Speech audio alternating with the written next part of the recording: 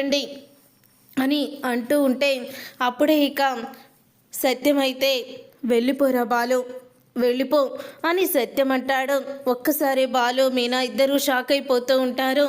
నాన్న అని అంటూ ఉంటే అవునరా, నువ్వు ఇక్కడుండి ఇలా మాటలు పడుతూ ఉంటే మీనా ఇలా ఇంట్లో గొడ్డి చాకిరీ చేస్తూ మీ అమ్మ అనే మాటలు పడుతూ ఉంటే అవి చూసి తట్టుకోలేకపోతున్నాను. నీకు నా మీద ఏమాత్రం ప్రేమ ఉన్నా గౌరవం ఉన్నా వెళ్ళిపోరా, ఇక్కడి నుంచి వెళ్ళిపో అని అంటూ ఉంటాడు సత్యం. అప్పుడే ఇక బాలు అయితే సరేనన్నా వెళ్ళిపోతాను, నేను మీనాని తీసుకొని ఇంట్లో నుంచి వెళ్ళిపోతాను. కానీ ఒకే ఒక్క మాట నాన్న, మీరు ఏ కష్టం వచ్చినా మీ కన్న కొడుకు ఉన్నాడని మాత్రం గుర్తుపెట్టుకోండి. అమ్మా నువ్వు కూడా అని అంటూ ఉంటే నాకు ఆ గతేం రాదు, మీకే ఆ గత వచ్చేది.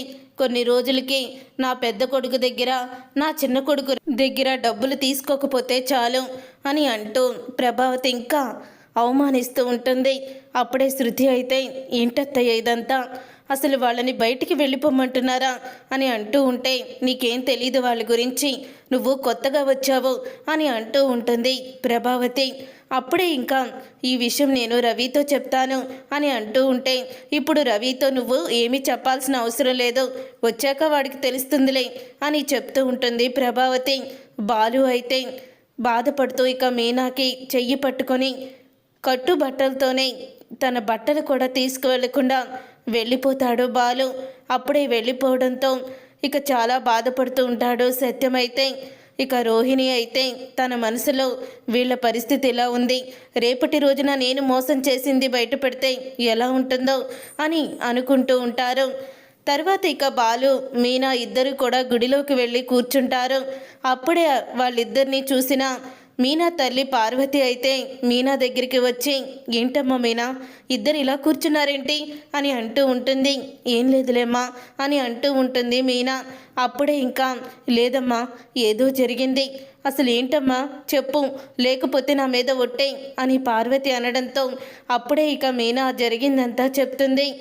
అయ్యో అదేంటమ్మా, మీరిద్దరూ మన ఇంటికి రావాల్సింది, మన ఇల్లు ఉంది కదా, నేను ఇంకా ఉన్నానమ్మా, మీ నాన్నతో పాటు నేను పోయాననుకున్నావా అని అంటూ ఉంటే వద్దత్తయ్య, ఇవాళది ఒక్కరోజుతో పోయేది కాదు కదా, మీ ఇంట్లో కూడా ఇంకా పెళ్ళి కావాల్సిన సుమతి ఉంది, శివ ఉన్నాడు, మీకు మేము భారం కావాలని నాకు అస్సలు కూడా ఇష్టం లేదు.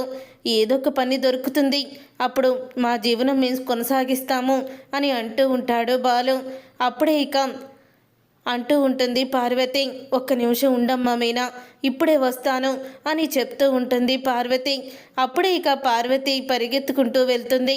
వెళ్ళి పావుగంట తర్వాత వస్తూ ఉంటుంది.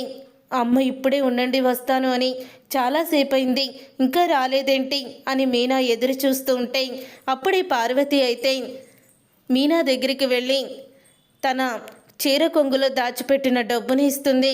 తీసుకోమ్మా ఈ డబ్బులు అని అంటూ ఉంటే అమ్మా ఇన్ని డబ్బులు ఎక్కడి నుంచి వచ్చాయమ్మా నీకు అని అంటూ ఉంటుంది మీనా. మీ నాన్నకి నిన్ననే ఇన్సూరెన్స్ డబ్బులని వచ్చాయమ్మా, అవి కట్టినట్టు నాకు కూడా తెలీదు, నీకు ఈ విషయం ఫోన్ చేసి చెప్దాములే అనుకొని ఉదయం హడావుల్లో గుడికి వచ్చేసాను. కానీ ఆ భగవంతుడే మీకు సమయానికి డబ్బు అందాలని ఈ డబ్బులు మనకి వచ్చేలా చేసినట్టున్నాడు అని అంటూ ఉంటే వద్దత్తయ్య, నాకు ఈ డబ్బులు వద్దు, ఇవి మీకు అవసరం, సుమతికి శివకి ఖర్చు పెట్టండి అని అంటూ ఉంటాడు బాలు. అప్పుడే ఇక మీనా కూడా అలాగే చెప్తుంది. అప్పుడు చెప్పడంతో పార్వతి అయితే చూడండమ్మా, ఇవి నేను మీకు ఇస్తుంది అప్పుగానే తీసుకోండి అని అంటూ ఉంటుంది. అప్పుడే ఇక మీనా అయితే బాలుకి నచ్చ చెప్పి ఆ డబ్బులు ఇస్తుంది. ఇంతలో బాలు ఫ్రెండ్ ఫోన్ చేసి తన పాత కారు మళ్ళీ అమ్మకానికి పెట్టారని చెప్పడంతో అప్పుడే ఆ డబ్బులు తీసుకువెళ్ళి బాలు అయితే కారు కొంటాడు. అలా ఒక్క కారు కొని 1 సంవత్సరంలోనే 10 కార్ల ఓనర్ అయిపోతాడు. అలా 10 కార్లు ఓనర్ అయిన తర్వాత బాలు ఎదుగుదల చూసి ఎంతో ఆనందపడుతూ ఉంటాడు సత్యమైతే. కానీ ఇంట్లో పరిస్థితి చాలా దారుణంగా అయిపోతుంది. ప్రభావతి ఇంటిడి చాకిరీ తన మీద పడుతుంది. కోడళ్ళిద్దరూ కూడా ఎటు వాళ్ళటు వెళ్ళిపోతారు.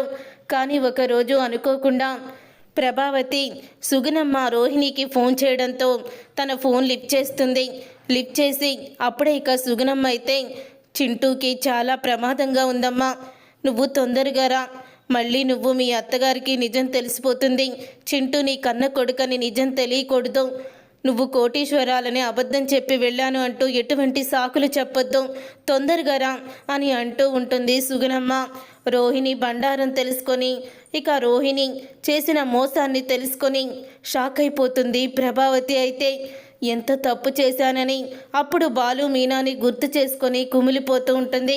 చూసారుగా ఫ్రెండ్స్, రాబోయే కథలో ఖచ్చితంగా ఇలాగే జరగబోతుంది. మరి ఇలాగే జరగాలని మీరైతే కోరుకుంటున్నారా? అయితే వీడియోని తప్పకుండా లైక్ చేసి ఛానల్ని సబ్స్క్రైబ్ చేసుకొని పక్కనే ఉన్న గంట సింబల్పై ఆల్ అని క్లిక్ చేయండి. అప్పుడే మేము పెట్టే ప్రతి వీడియో మీరు మిస్ కాకుండా చూసేవచ్చు.